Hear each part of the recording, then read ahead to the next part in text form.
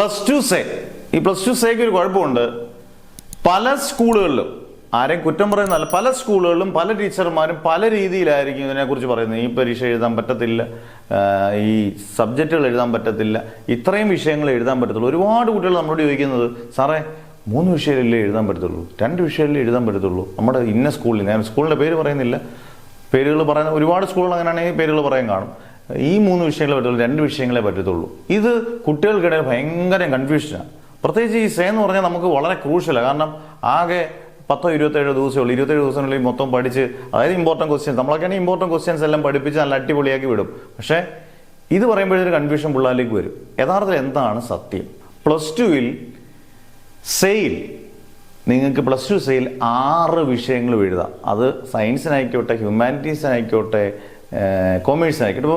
ഇപ്പോൾ നിങ്ങൾ സയൻസ് എടുത്തു കഴിഞ്ഞാൽ ഫിസിക്സ്, കെമിസ്ട്രി, മാത്സ്, ബയോളജി അല്ലെങ്കിൽ computer science, English, second language, 6 വിഷയം പോയിട്ടുള്ളവർക്ക് 6 വിഷയം എഴുതാം. അതാണ് ഈ പ്ലസ് ടു സേയുടെ പ്രത്യേകത. അല്ലാതെ 1 വിഷയമൊന്നോ 2 വിഷയമൊന്നും ഇല്ല. അങ്ങനെയുള്ള തെറ്റിദ്ധാരണ പടർത്തരുത്. അത് ഈ കുട്ടികളുടെ തെറ്റിദ്ധാരണ പടർത്തുന്നവർ മാക്സിമം ഷെയർ ചെയ്തേക്കും ഇങ്ങനെയുള്ള വീഡിയോസ് എല്ലാം. കാരണം അങ്ങനെയുള്ളവർക്ക് ഒരു ടെൻഷൻ റിലീസ് ചെയ്തിരിക്കും. അതുകൊണ്ട് പലരും ആപ്ലിക്കേഷൻ കൊടുക്കാത്തവരുണ്ട്. നാളെയാണ് ലാസ്റ്റ് ഡേറ്റ് ആപ്ലിക്കേഷൻ കൊടുക്കാൻ.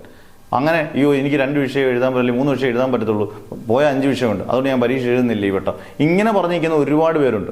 അവർക്കൊക്കെ ചിലപ്പോൾ ഈ വീഡിയോ ഉപകാരപ്പെട്ടേക്കാം. പിന്നെ നിങ്ങൾക്ക് ഓൺലൈൻ ബാച്ചസ് ചേരാനാണെങ്കിൽ എല്ലാ ദിവസവും ബാച്ചസ് ഉണ്ട്, ടെൻഷൻ ഇല്ലാതെ അടിപൊളിയായിട്ട് പഠിക്കുകയും ചെയ്യാം.